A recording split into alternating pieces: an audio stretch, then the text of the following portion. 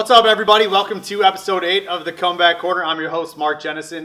Been waiting to do this episode now for a little bit, actually a couple weeks here. I've been wanting to get my brother on from the start. Before I even started doing this, I want to get him on because I figured, obviously, we've been through so many things in life together, and this is just the next journey, and it's going to be exciting for me to bring him on here. We're going to talk a little bit tonight about our childhood, but I really want to focus on a part of the life that I can't answer, and that is what my addiction has done to him, to his family, to our family. You know, it's going to be lighthearted, but it's going to be fun. There's going to be a serious side because I know I have quite a few followers out there who are hitting me from the other side that I can't seem to. I'm the addict, not the family. You know, not the enabler, not that one. So we're going to get him in here, get his take on it. You know, see how he's dealing with it. We've been through thick and thin. Probably a time in his life he hated me. I would imagine that he didn't want to be around me. I know for a fact he didn't want me around his kids. I wasn't welcome in certain things I wasn't invited to, and rightfully so. I can understand that. But his name is Kurt Jennison. He's been my brother since May 25th, 1982, and we've been through everything. So come on in here, Kurt. I'm just so happy to have you on this show. All right, so Kurt, what's up, man? I'm just here, bud. Just here to support this and tell a little bit about our past and our future, the history of our family. Our history of our family, huh? Just everything. All right, so what I want to talk about a little bit, let's talk about the childhood growing up. I mean, obviously, these guys don't know you. You've been better at everything in life than me, pretty much. So it's always been a battle. I've been the bigger brother, but it seems like through times, especially in our older age, where I had to almost look to you for direction. I might have been financially doing different things and been the guy figuring it out, but you've always been able to achieve something that I haven't been, and that is some sort of stability. As far as, you know, you do get wild at times in drinking. We all know that. But you've been able to hold down a family, do the things that I wish I could have done.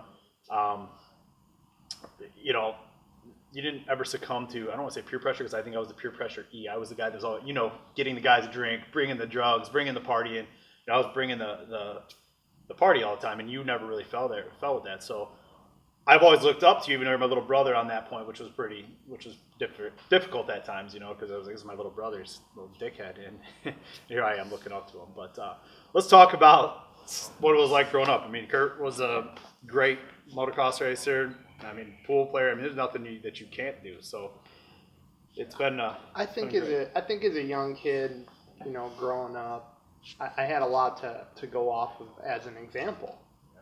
Whether it was you or mom or dad, I was just always kind of watching and learning. So, I mean, as a young kid, I was always into BMX and was competitive and stayed more physically active and that type of stuff. Was always trying to. You didn't have the nickname Delbert? No. Was always trying to challenge myself in one way or another, where your personality was a lot different than that. So, not that you were a bad example, but I spent a lot of time in my youth and even through my teenage years and becoming an adult to see maybe the difference between right and wrong. So would you say, you know, as for maybe some of the people out there right now, if you could flash back to when we were children, you know, when I was out, I can remember one particular time when it was Vince, Randy, Lucas. I think we're all drinking vodka in the garage or whatever, and you smashed the phone off my face. You remember that time? Yeah, I mean, I was never. I'm not a fan of drinking, even now. But I mean, do you think that it deterred you from going down the path of watching us go that way? Absolutely. I mean, as a young kid, my friends, Jimmy, being one of them, they didn't want me doing that. So it was almost watching you guys again was an example, and I didn't really want to do it anyways. But I can many stories with them guys. Yeah, it was fun, you know. Watching you guys get a little loose, it was entertaining, but that just wasn't what I was interested in. And see, and you missed. We went from kid, mom and dad got a divorce. You went with dad. I was kind of left to figure out what was going on in a time of my life when I probably could have used. Yeah, that was a difficult time. I can remember walking back in the garage after, I don't know, months of not seeing you or mom. you know, being in Florida, coming home and feeling like I missed years. Right. You know, I think it was close to a year when I went to Japan. Right. When I came back in '95. So. Yeah, and in that time in my life, so you missed the transition when I went from just being a kid and your brother to I realized that I could party and I was really good at it and started to be good at it. And then I came and actually came to live up here with us.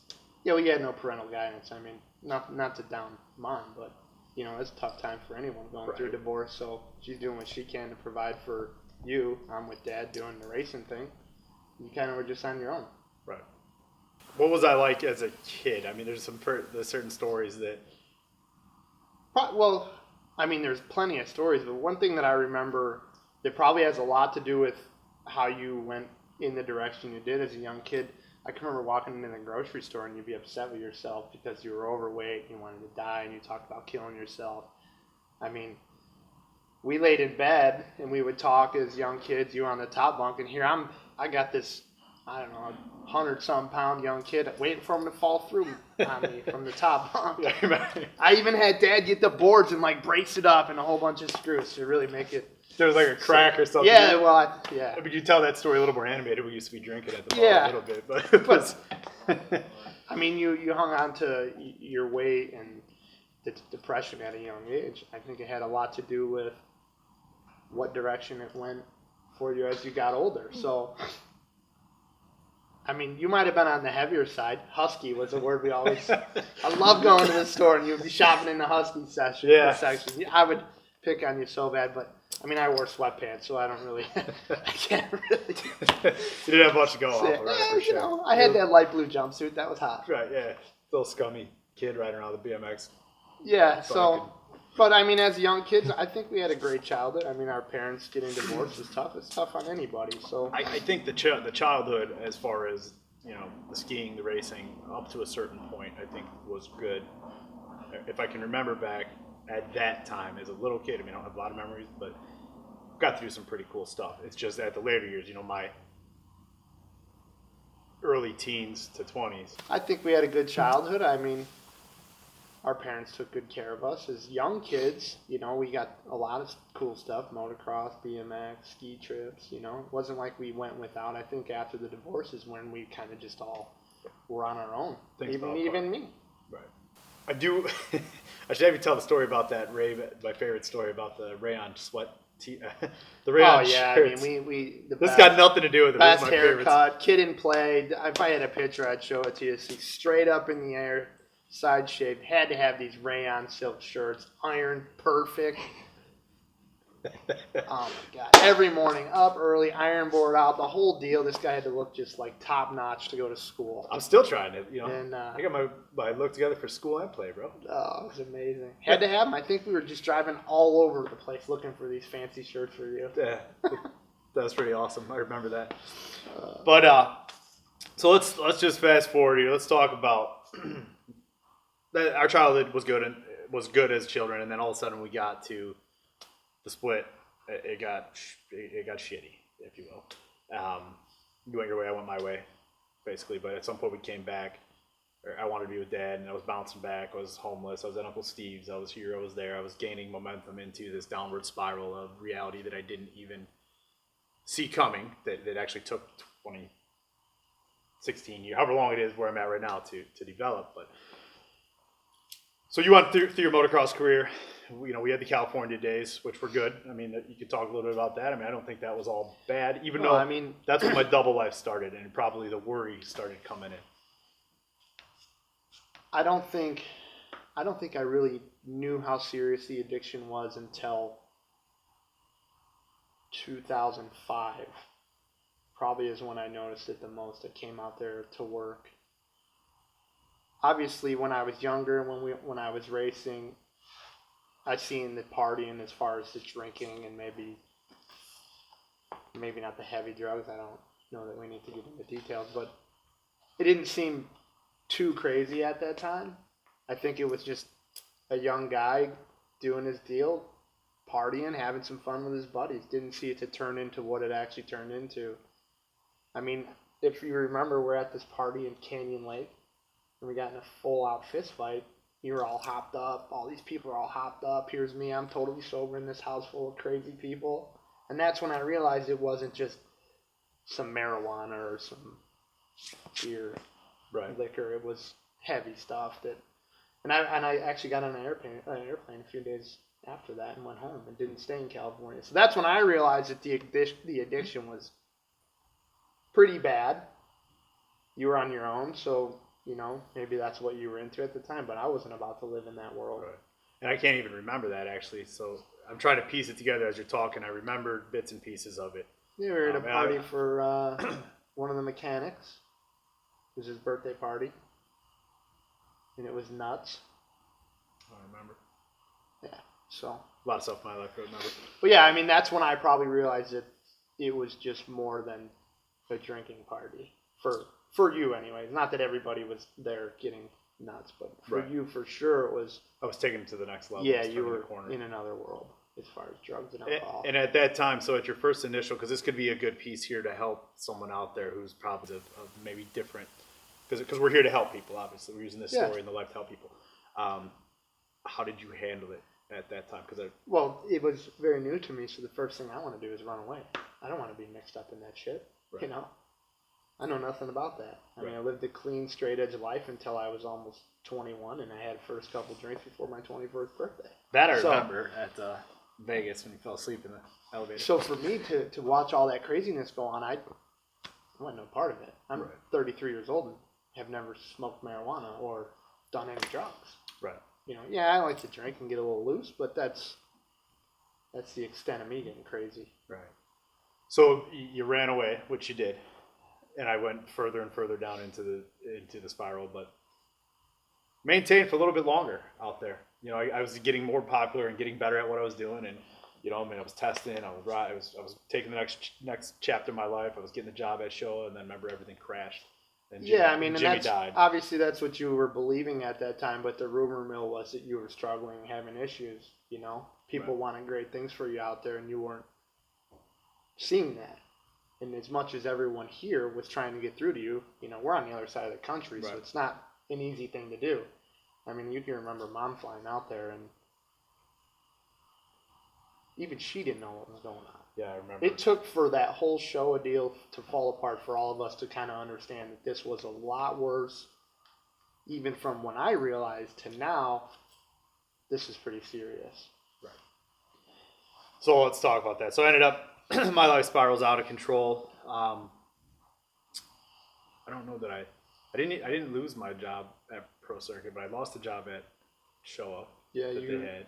But I was probably on the edge of losing stuff, and I just couldn't think straight. I remember you guys brought me home. Uncle Steve passed away, so we brought you home. No, well, he didn't pass away. He had cancer, because I was home for a little bit before he passed away. I got to spend a lot of time with that. Remember, he helped me with my Harley. Helped buy the Harley. But the final time was we booked you a flight home, and we told you it was round trip, and it wasn't. Right. And we Greg had a party. That's what that was. And we pretty much kidnapped you from that point on. Right.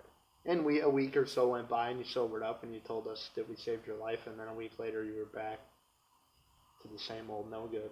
Well, I wasn't doing meth at the time, but I just replaced everything from, I was drinking a ton of Captain Morgan's at that time, remember? Mm-hmm. And obviously I was using cocaine very intensely to basically stay awake, because coming off that stuff was tough. So how did you handle that at that point? What did we do? Play back the next 3 years. Let me know, what were the emotions like for you? Well, it wasn't just me. Obviously I was a big part of keeping you here and trying to keep you in line. But it was the help of Mom and surrounding friends, Brian being one of them, to try keep you in line and get you to come out of that. We didn't even really know how that was going to happen. It affected us in many ways. At this point we were trying to take over the company for Uncle Steve with you and Grandma and Crystal. That whole thing was going down. Well, once he had passed away, then everything, then we did that spin. I had to go basically take everything and start over. I don't think us owning the bars was real good for your addiction. And again, we didn't know how serious it was. We thought we knew. You did a real good job of covering up, like everything was okay. I think there's 100 people that could vouch for that. Here we have these bars where you have all the access to whatever you want. We had this circle of people, that could get you probably anything. Right. Maybe not. Maybe I didn't know those people, but you being in that loop, great access and free drinks and shots and DJs and whatever parties. You know what I mean? Right. Whatever I wanted in any minute Ladies' of my life. night. Ladies' night was beer fun. Sunday, free beer every day. Place was nuts. Yeah, I mean, it was definitely rough for me, but it was probably rougher for Dad because I probably drank majority of the profits away. Or pissed on the customers. Yeah, I did. I did do that. Good stuff. I mean, I think if we had this camera back then, we could maybe be somewhat rich. Yeah, Mark TV. I remember Donato always wanted to. Yeah, I mean, we had some crazy times, karate kicking all over the place. You were just nuts. People, I mean, some people loved it, but some people, boy, they hated it. Yeah. I mean, I still run into people these days that tell me a completely different person and how much of a piece of garbage I was at the time. But yeah, I wouldn't say piece of garbage. You're just in a tough spot, It's probably, it used to irritate the piss out of me. I'd be in there working in the bar, and it'd be a handful of people in there just trying to survive and make some money. Here comes Mark. He'd come in there, beer spraying, spitting, swearing, turning up this crazy song that he always played when he was messed up. 5 minutes later, nobody. Just Mark. In there by himself. And I wasn't paying. Nope. So, and nobody you were with was paying. Right. So there goes the profit, but you got to live and learn, right? I mean, right. So at this time you're still working at Breakers. Yeah. You haven't even made the switch yet. You're not even a dad yet. You're not married. I'm still single or whatever. Who knows what I'm doing? You're, I think, about to be a dad or timeline probably.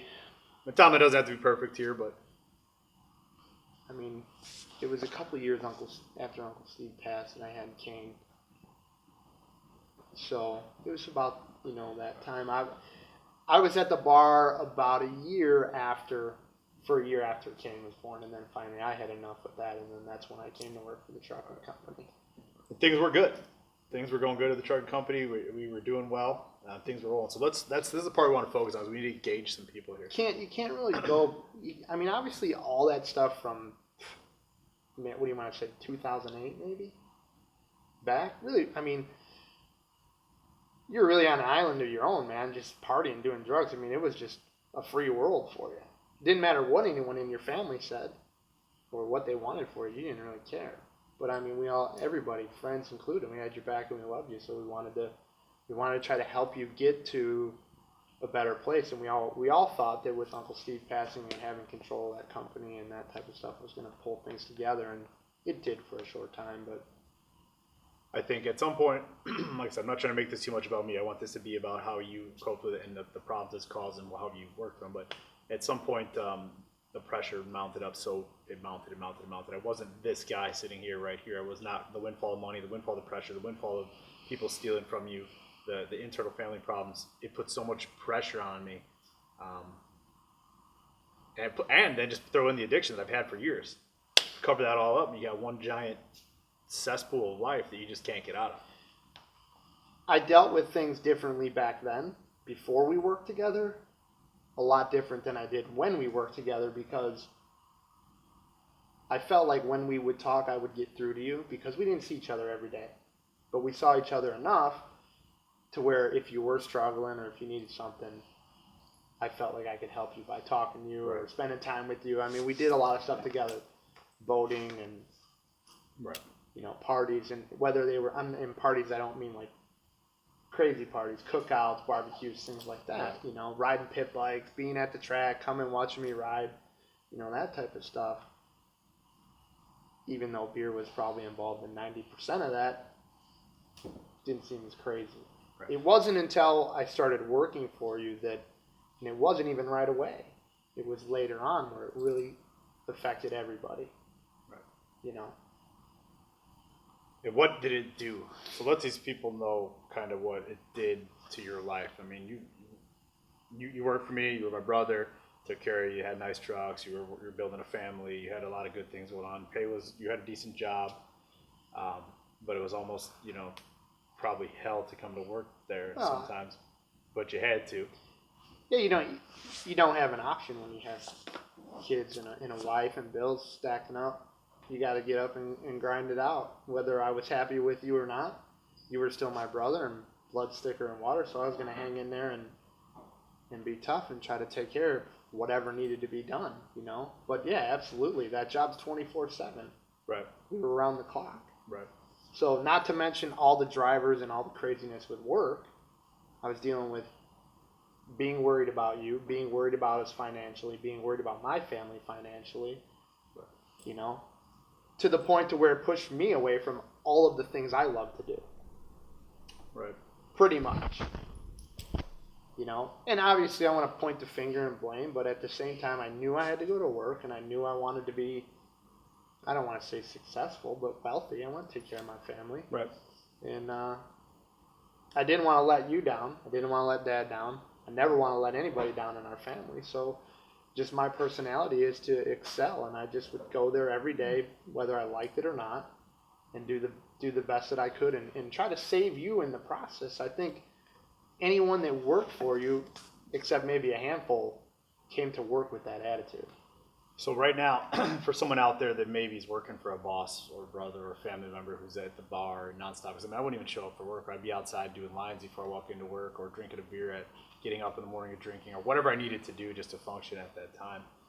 There's people out there that are watching this that are doing the same thing that haven't stepped out like I have, and there's people that care about them. What advice would you give them to, not so much, let's be honest, probably the best thing you could have done would have let me crash a little earlier. I mean, instead of everyone keeping me going. What would you think if you could go back and do it again? How would you? Because you learn now. I mean, we're gonna talk. I mean, I don't think there's the perfect answer for that. I think you got to hang in there. If you want the best for that person, you're gonna hang in there and you're gonna hang tough and make it happen, whether it feels right or wrong. Friend, family, whatever. You can't give up on anybody regardless. But you can't enable them either, though, because that's what I'm trying to get at. I can think of one particular mother right now. I don't feel like I was ever enabling you because I went there to go there and do my job. But I also went there with the mindset that I was going to try to help you get out of whatever funk that was you were in, whether it was your marriage issues, the drugs, the strippers, the beer, whatever. Right. I was there to try to not give up. It's stressful, dude. I mean, it wore on my family, everybody.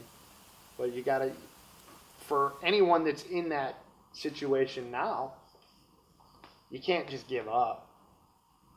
Because you gotta take care of yourself, and you can't give up on the people that are supporting you, whether it's right or wrong. I mean, unless it's really ugly, then you gotta go. And I don't ever felt like it was really all that ugly. I feel like from being on my side, and I talked with Brian about this, whenever it got really bad, because I had money or I was in control, whatever, I would take it off by helping you or helping someone else. I could always buy my way. I could gift my way out of any situation to get what I wanted. That was the manipulator. That was the addict. That was who I was. Instead of just stopping and taking the advice. I mean, I don't know how many times we talked about, Mark, you need to stop. You need to stop. You need to get help. I mean, 3, 4, 5, 6, 8, 10 times we probably had that. We've had many arguments where I used to tell you, fuck your gifts, I don't want your bullshit anymore, I mean, that's just, it got to that point, right? Where anyone in that situation that doesn't have a heart and isn't willing to stick it out would just take it and run. I was to the point to where I just didn't even care anymore. I just wanted the best for you and for our family. So we talked about not enabling, not giving up on the people. Let's talk about the transition. So basically, I ended up losing Fleet One. We went through everything. That caused some sort of serious turmoil in your life. I mean, that's got to be a definite shitty spot in your life, right? I mean, I know what it was for me to not be able to make payroll and not be able to do the things I had to do. And yeah, that was tough. I mean, I was running to the bank cashing my check for cash, Right. in a hurry to try to beat the funds. But I mean, I had 3 kids in a family, so of course that was stressful for me.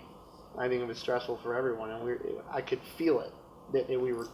It was going at this. We're at the point where everything was good, and then when we got involved with Some shady people. I'm not going to mention the names on it, but yeah, some shady people, and then I was in such a horrible peace of mind to be able to make a decision of what I wanted to do, and I trusted the wrong people, who lost everything. And you actually ended up went to work for them for a little bit. Yeah, and I don't want to call anybody shady or anything like that, but I think in the beginning of that they had good intentions as well, and it just I would have great intentions when I take over millions of dollars of accounts. But that's another story for another try day. to play the devil's advocate. But yeah, I went to work for these people because I didn't have a choice. I mean, I had to take care of my family. I had to take care of myself. At that point, I had to almost just not give up on you, but I had to worry about me and less about you and focus on moving on in my life. And that's when that point when basically I came back from Jamaica and was not seeing Phoenix and the business was gone, and then all of a sudden Tony passed away and everything I went through right there, and losing you and losing Brian, everyone's like, well, wait a minute, I gotta go take care of me. I wasn't there. I was left alone, but you had to go do what you had to do. And how was that for you as far as letting go? Because we had been brothers to watch each other. That's like the first time you had to let go. I mean, there's been multiple times you've let go and then we got back. Because I would work my way back in and then it'd fuck up. I'd work my way back in. I mean, you're my brother, so no matter what, I was always going to gravitate to you and try to help you. That first week of working for that guy was probably one of the worst weeks of my life. Right. Here, I'm going to make this guy money that pretty much ruined the company that my family started. So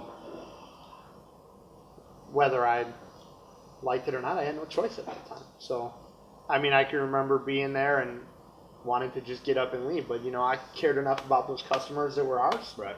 So I stuck it out and I was grinding it out again. So we ended up crashing. Or let's just say you do your thing. I'm out. I'm broke. I'm really suicidal at this time, and I'm upside down. But then we pulled it back together again, and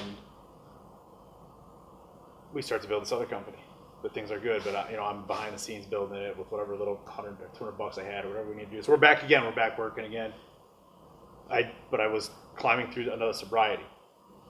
Do you believe when you really weren't though. That's what I'm getting at. Did you believe? Because I don't know. Did you believe? I think I got a couple paychecks from that company, and then we made the switch into the new company. And the whole thing was kind of off the radar for you to be working there. Right. Yeah, you were not drinking, but you were addicted to workout. Working out, eating right. I mean, it was a mad addiction. It was crazy amounts of meal prepping and balancing your food and taking these supplements and just craziness. You supplemented your one addiction, drugs and alcohol, for this new addiction. I mean, you just go all in. Right. Which we thought it was great because it's health, right? Well, I mean, I was taking steroids. I mean, I took. Well, we didn't know that, but after a couple weeks, it was pretty apparent. But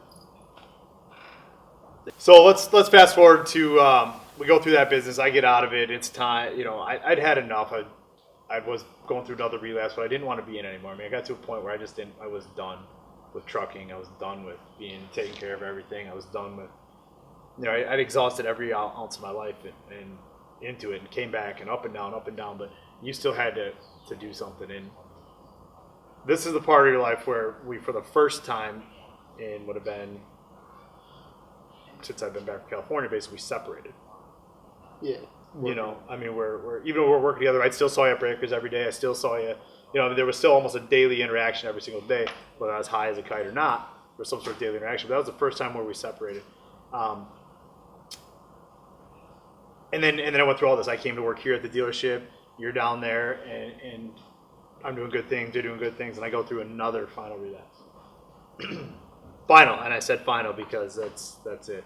Well, that was crazy for me because I didn't even, maybe not seeing each other every day.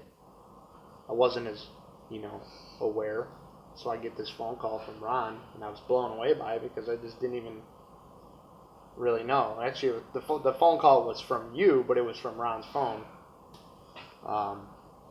Blown away by it. I didn't think it was even to that level. Because at that point, I thought that you were working here and doing well for yourself, and that there was nothing to worry about anymore, since the last issue. That to visit you at a rehab was something I probably thought I'd never have to do. I took our kids down there. Right. I never in my life thought I would be there. Father's Day, we're at a rehab center, but again, I'm positive about it. I felt like it was going to be the right thing for you. Finally, he's going to do the right thing for himself, and this is what he needed. And then the day you get out, you're right back to where you were. So that's the point where we want to talk about. I remember, we're not going to get too in detail, but what did that do to you as a brother? No, I wanted to kill you. I was so pissed. Because I just went there, and I was like, I basically felt like you lied to me. Through all of the nonsense, through all of 10, 15 years, whatever you want to call it, I never believed that you were lying to me. I knew you stretched the truth. That's just what anybody's going to do that's high or jacked up, But I always saw good in you, and I knew that what you were telling me, there was some truth behind it. I never thought in a million years you'd lie to me. Dude, you blatantly lied to me in this rehab center. Get out. Completely take advantage of the dealer with the vehicle and that whole situation. I was pissed, Right. I felt like you were letting all of us down at that point.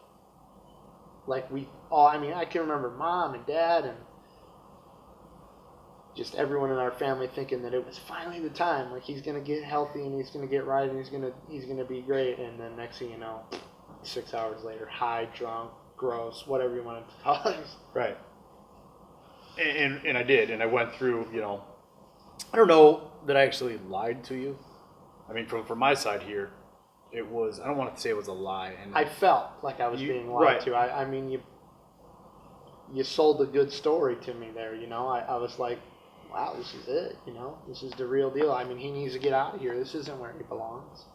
But I think that's what... We did sell a bike from your buddy in there, though. He came in. He knew you. See? Making sales in rehab. It was good. You can always produce somewhere, wherever you're at. That's for the sales guys out there. But, no, from my point of view, I don't think it was a lie. I don't think I was ready. I think my intentions were where they needed to be. I think I wanted to go to be healthy. I think I wanted to do it, but it scared me when I got out. I'm not scared of anything, but for some reason, I can remember sitting at that desk over there and just being scared. I don't know why, but I think it's because it was reality that it was over. My friend, the drugs and alcohol were gone. So I went right back to him. But I get it. I can understand your side of it. So I'm not here to talk about me. So anyways, we go through the 8 days and you guys finally realize that I'm on an 8-day bender or whatever. I think it was 8 days. And you guys send me to Florida. Right? Yeah, I booked you an airline ticket with like my last $123. Right. I think I had $125 in my checking account, and it was like $123 and some change. I was getting screamed at for that, but it felt like the right thing to do, and I knew the people that I work for, right now would have done the same thing for me, or my family would have, and I went actually to my boss, and he's like, "If it feels right, do it. Well, we got your back." So, that's what we did. He actually let me leave early that day. I booked the flight, came and picked you up. And that was a horrible day, but here we are again. I'm 34. What would it be 34 at that time? 35. Yeah, it'd be 35. Dude, you gotta tell these people the truth. You're 48. I just look good for 48. I'm 35 years old. My little brother is saving me again. He's bringing me out. You get a hold of Dano again. We'll go to his house. It seems like because every time. That was actually what you wanted to do. I wouldn't have chose to do that, but because. All I was doing was watching the clock. I knew that you needed to fly out at, this time, and it was the countdown for me. I was just burning up hours to get you out. For me, it was just nice to be around the people that brought me through the meth, and then now through this one and everything. It was nice that nobody gave up. I don't even know what that was. We were driving home. You're like, it was terrible. We stopped I don't know how many times for you to pretend like you were gonna puke, or You were like walking into the woods by train track. What is this guy doing? Is this for real? This is like something out of a movie. Yeah, I don't remember much of that. Man. We were in an industrial park. Yeah, it was terrible.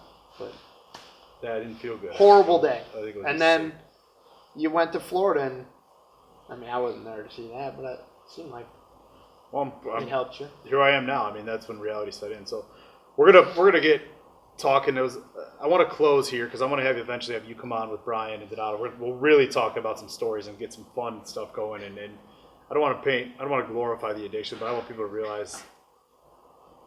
I mean, we could how sit here for hours. People care about each other. I mean, we could tell stories for hours. The stories are great now. It's even better that they're over.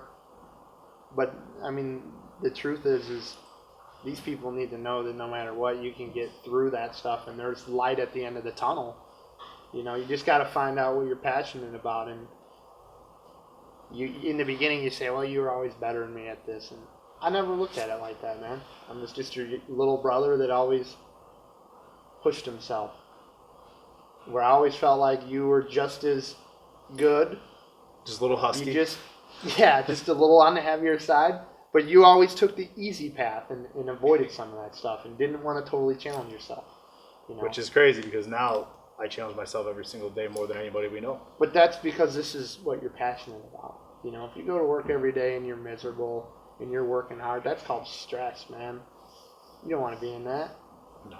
If you can go to work every day and you can work hard and be happy, dude, that's your passion. That's what it's all about. I know my passion and my why is, but what can we... There's some people out there, we're going to put this on, it's going to air probably Friday, we'll get it up, right? Mm-hmm. For the moms that want to give up on or the moms that don't know what to do about their daughters, the brothers and sisters, the fiancés, just the family members out there, what do you tell them? I mean, there's people that are worse than me. You know, you know what I'm saying? I have enough, I'm a different thing because I came back and I came back harder. There's people that aren't going to come back from this. There's people that are going to lose it, and that's just the sad facts. I mean, we lose people every day from addiction. Luckily, you didn't have to lose me. We did lose Jimmy, and I lost Tony. I mean, Shags. There's all of us. We could get on here and talk about it.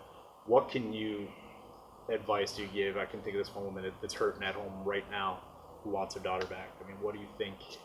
What would you do if that was me, or if that was your kid? I mean, I hope it's not our kid, but you know what I'm saying. Right. Somebody loved. I mean, I'm in that situation right now. You know, I mean, I just got a divorce. I'm dealing with my own struggles. I feel like you got to know what you want. And once you figure out what you want, it's easy to make a decision. You know, so if you think about somebody every day, you think about these people that you know you want to help. If it's your daughter, your cousin, you got to do something about it. You got to start to put something into action. And I don't know if I have the perfect advice, but if you know what you want and you've made a decision and going forward, then you have to follow through with it, no matter what it is. At the same time, the other person that you want to help has to be willing to help you. Right. I went years for trying to help you, and you just wanted no part of it. Right. You weren't ready for my help. You love listening to my nonsense, but you weren't ready for our help. You know, so I mean, if somebody needs help and there's somebody willing to help that person needs to dig in and make it happen. There's probably going to be people who are going to Facebook you and ask you for advice on certain things after doing You know, maybe I'll have a ton of advice for them. You know, when you have a time to sit down and think about it or not be in front of the camera. I mean, I do this every day talking to people, and I love it. I hear all kinds of stories. And I love hearing them. I'll talk to anybody. So, all right. Well, I think that's where we'll wrap it up then for today. I would like to get back on again and really make an impact because I think we could actually really help some people. Maybe put some short, definite clips together of how we can actually help people. I think you would be a good asset to what I'm trying to do here. I'm going to get Brian on. Air biscuit. He just doesn't know it yet. But all right, so we're going to end it right there. It's getting a little bit late. This is, like I said, I'm your host, Mark Jennison, Comeback Corner. This is my brother, Kurt. I'm definitely going to have him back on again, and I appreciate you guys watching this. Hopefully it was, if there is anything you need, you can reach out to me or him. I'm sure we'll both help you. I mean, I know there's people out there. There's a lot of questions I can't answer. He's got a different angle. He's got, you know, I'm clear-minded. I'm good. I've struggled. I can help any addicts, but I can't. I'm not the mom that went through it. I'm not the dad. I'm not, and I hope I never am. But he is. So if there's anything we can do, reach out to us. We're both on Facebook, friends, whatever, Twitter. So we're on all that stuff. Look me up. The real Kurt Jennison on Instagram. That's me. All right. Have a good night. The real Kurt Jennison.